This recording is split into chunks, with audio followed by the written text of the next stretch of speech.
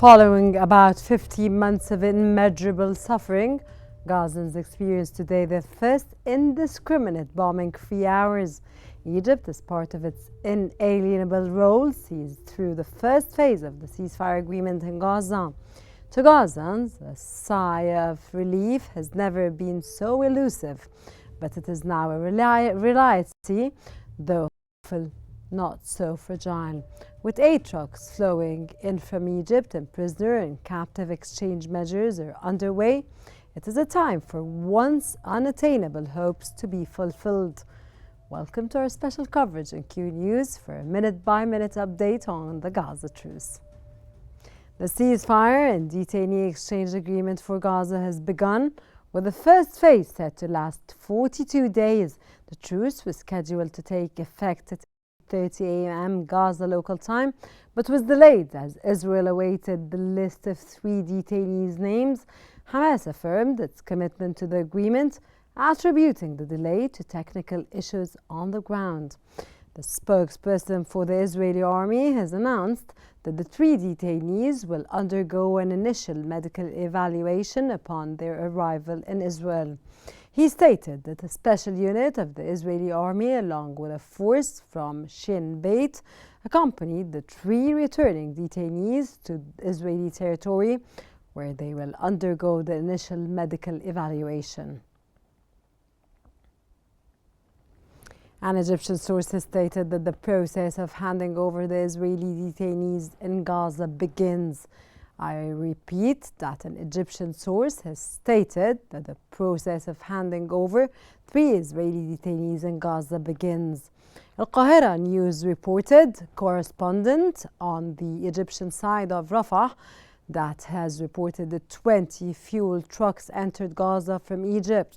He also confirmed that 338 trucks carrying medical and food supplies have entered Gaza through the Karam Abu Salim and El Ajwa, known as El Nazarayimit border crossing. This aid delivery coincides with the start and implementation of the ceasefire. National Security Advisor to U.S. President Donald Trump, Mike Waltz, has stated that Hamas backtracks on agreements regarding detainees in a Gaza ceasefire. The United States will support Israel in taking necessary actions. He emphasized that Hamas will never govern Gaza, calling it entirely unacceptable and highlighting the U.S.'s firm stance on this matter. And for further analysis on the current situation in Gaza, we're joined from Ramallah by spokesperson of the Palestinian National Liberation Movement, Ahmed Fattouh. Welcome to Qnews, sir, and it's a very warm welcome, sir. Sir, how do you assess and view the start of the ceasefire in Gaza? Hi, thank you. Thank you for having me here. I couldn't hear your question clearly. Could you repeat it? Sir, how do you assess and how do you read and view the start of the ceasefire in Gaza? Well, finally, we came to the moment of truth after 15 months of genocide and the brutality against the Palestinian people.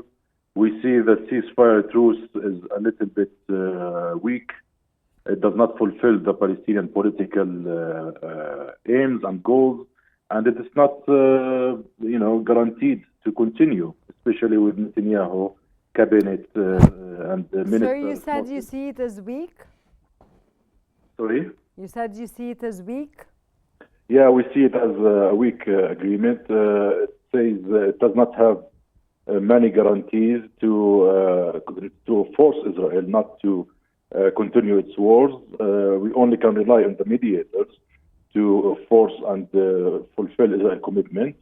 It also does not answer our political issues and political context, which is the most important part. There's no mention about the two-state solution.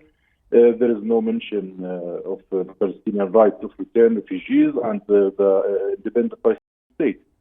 So it has, isolated itself from any political horizon. It's merely a prisoner swap deal. It leaves many questions unanswered. But in any way, a ceasefire is needed, and it is the first step forward, but it requires an immediate follow-up by the partners, by the mediators, by the PLO, and Israel and Americans to find a political horizon to translate this into a sustainable peace. Sir, could you describe your reaction to the ceasefire and the beginning of humanitarian aid entering Gaza? Now, the humanitarian aid entry is of course important. Egypt has played a major role in providing the logistics, all the humanitarian aid required. I believe around maybe more than 100 trucks has entered already. And now we are waiting for the release of the Palestinian prisoners, which Hamas already has released 3 of the Israeli hostages, but it left, now Israel still haven't released the Palestinian prisoners from Ofra prison. They say that it is for security reasons, because there's a presence of Israeli settlers around the Ofra prison who want to attack the prisoners. We are not sure if this is true or not, but we are waiting to see what is the updates. The aid, of course, now in Gaza is urgent and must continue immediately. The destruction is massive. This leaves Gaza as a ghost town, and that's why a political solution that prevents wars, because the Palestinian people in Gaza cannot withstand any more wars. They need a political horizon. They need a government, a legitimate government, legitimacy to come back. You think, sir, that you can foresee soon a government in Palestine? Sorry, could you repeat? Is it possible, sir, for a government now to take place and be available? Do you foresee a government in Palestine soon, sir? Yes, it could be available. We have a functional government. We have a structure. We have a healthy government. It just requires, to go to Gaza to be allowed to enter. Hamas now needs to think clearly. In light of the ceasefire, sir, it is facilitated that you can go and, of course, go on with the procedures, and the government can be formed. Of course, that could be done on a phase. Of course, now we need guarantees that Israel stops. We need guarantees that Israel must respect the Palestinian right to express themselves democratically, to have their own government. And it requires from Hamas' side to also think clearly about the future, about their people, because now it's clear that the international war arena cannot accept Hamas in power. The Arab world also cannot accept Hamas in power. The Palestinian in Gaza, Hamas popularity now is in its lowest. Now is the time that for a government, for the legitimate government, to come back to Gaza, and let's forget all the partisan differences we have, this party-to-party differences. Let's put it aside. Now this is the future for our people. People are suffering deeply. There's a huge destruction, and we need to rebuild Gaza, and we need to rebuild Gaza on a political program that benefits Gaza. Hamas until now did not have or did not provide any political program for the Palestinian people to work within. So we need to sit clearly, and the government go back, the PLO go back to Gaza, and assume its responsibility on the ground. Mr. Ahmed Fattouh, why do I feel that your narrative, or how do you feel about today and the ceasefire? Do you read today as a historic day in the Gaza war that has been taking place for the last 15 months? Of course, the atrocities and genocides, leave alone, of course, since 1948. What we reach today, how do you read it, sir? Now, as I said, any ceasefire, any immediate ceasefire is much needed, and we build on it. It's weak because it left many questions unanswered. We have the Rafah crossing. Israel said that it will not withdraw from there. For the Netzarim, Israel said it would not withdraw from there. Just today, the cabinet at Netanyahu office said that they got a green light from the United States that they could initiate the war anytime they feel it's needed. So that is not, a truce. This is a temporal cessation of military activities. Now, it has been divided into phases. What we fear is that after phase one, when Israel takes its prisoners, they will continue in their massacre and their genocide. So it does require a huge pressure from the mediators. We hold high hopes from Egypt, from Qatar, and from the Arab world to pressure the Israeli and the Americans to keep that pressure on Israel. Trump has put a pressure on Netanyahu, but also we are afraid that this is just for phase one. But we need now to be implemented sustainably. That means, which requires a political solution between all the partners to put that political solution in action. So that's why it is also important to point out that it did not answer anything about the reconstruction of Gaza. It did not give any answers of that. So that's why we are afraid from this deal to be not fulfilled by Israel and only used for Israel to take their prisoners and then leave the Palestinian hanging. Sir, describe the current situation in the West Bank after the ceasefire in Gaza began. Of course, there is a huge escalation. Smotrich is trying to extort Netanyahu that he wants to escalate in the West Bank. As you know, Ben Gvir has resigned from the government. Now we have the government still functioning, not collapsed, but Smotrich, if he resigns, it could lead for the government collapse. So now he is, technically the man who is in control, because if he resigns, the government is going to collapse. Smotrich is a far-right religious Zionist. He is extremist. He is, racist against the Palestinians, and he wants to increase the escalation in the West Bank. There has been an intensifying of Israeli army presence between the cities of the West Bank, and they are trying to drag us into more and more conflict. However, we, the Palestinian people, are resilient people, are steadfast, are aware of their plans, and the Palestinian leadership is doing all its efforts to keep the people, to protect the people, and to de-escalate the situation, of course, with our international partners, with the US, with the EU, with the Arabs, to make Israel fulfill this commitment. So, Mr. Fattouh, give me a second, please, to mention that the 3 detainees that were the Israeli detainees that were handed by Hamas to Israel are handed now and passed to the military, and now they're on their way to a hospital to be evaluated, and their, of course, health evaluation as mentioned previously in the ceasefire, sir. So how do you view the significant division within the Israeli government regarding the ceasefire agreement in Gaza? The government of who? Israel? Yes, sir. The Israeli government regarding the ceasefire agreement in Gaza. They are against it. There's a huge opposition within the government, within the far-right parties, and they want the war to keep going. Their ambition is the extermination and the ethnic cleansing of the Palestinians. That has been declared from day one. It is where the pressure of the mediators and to be more truthful, the pressure of Trump as well has played a major role to stop or to reach this temporal cessation of military activity. Now we need to build on that to make and exert more pressure. The Israeli government is, playing with fire. What they are doing is escalation in hope that they would lead to the mass expulsion of Palestinians.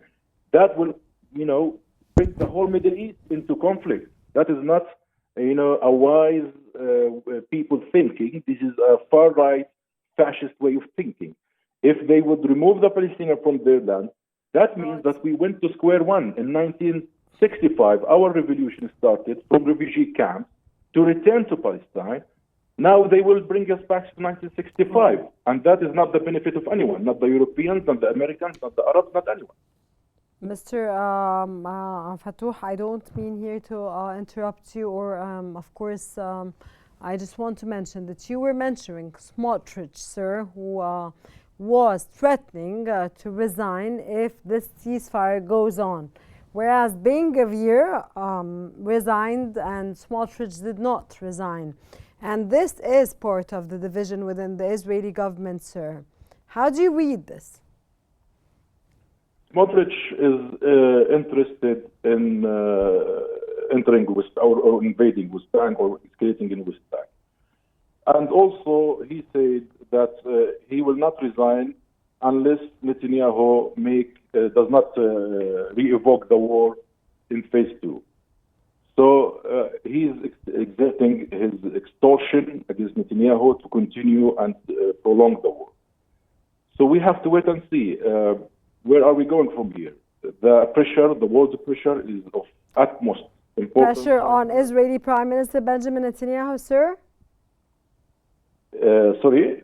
Pressure on Israeli Prime Minister Benjamin Netanyahu?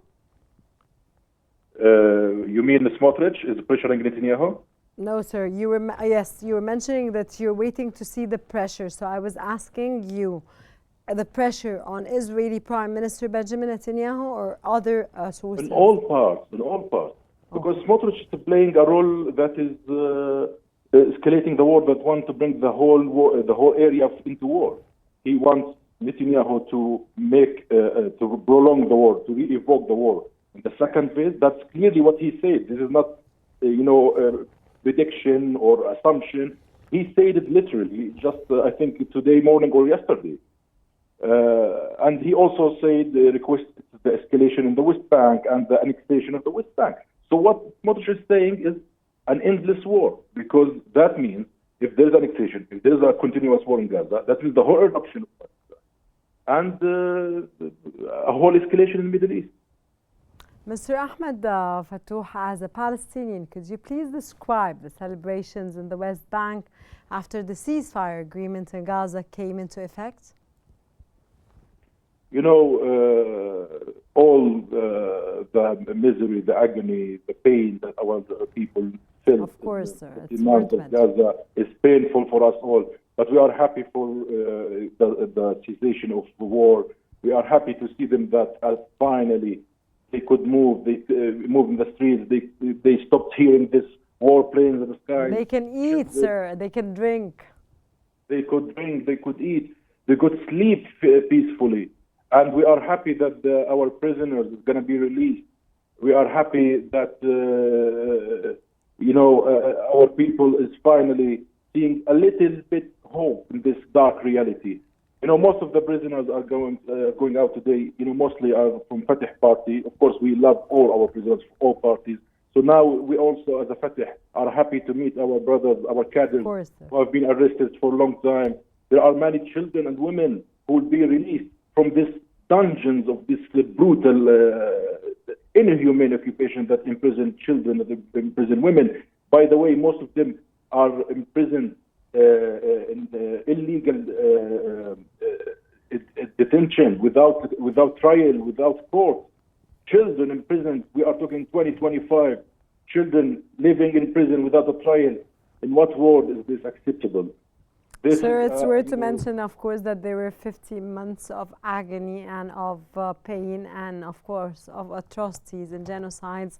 Unacceptable, sir. And, of course, it's worth to mention that here from Qnews and all Egypt and Egyptians, we wish, of course, all the Palestinians best of luck. And we will be always minute by minute with you in every coverage and every happiness and agony, sir. Spokesperson for the Palestinian National Liberation Movement, Fath Ahmed Fattouh, thank you very much for joining us here on Qnews and sharing this very special historic day with you, sir.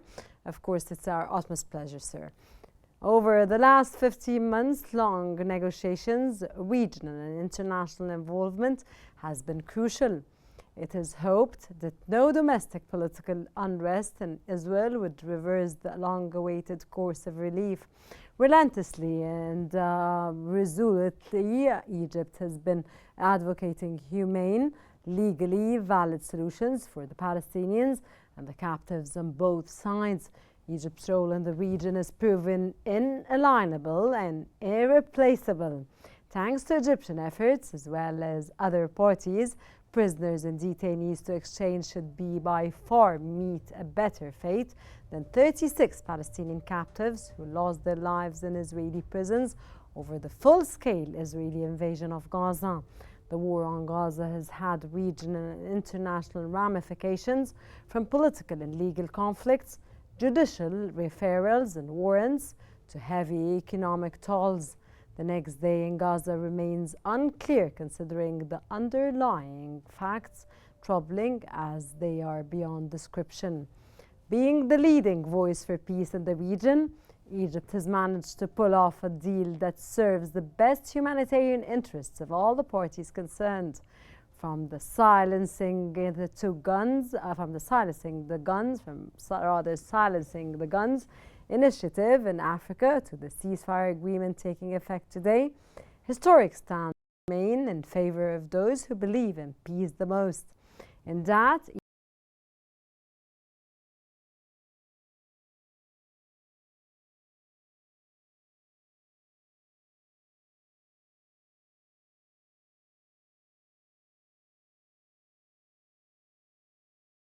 sought after only an independent Palestinian state with full Palestinian ownership would. This brings us to the end of our special coverage on Gaza for now and today. Stay tuned for more updates coming up on Qnews. Don't forget to follow Qnews on YouTube, Facebook, X, Instagram and TikTok at Qnews Egypt. Stay informed. Thanks for watching and stay tuned for more updates on Qnews.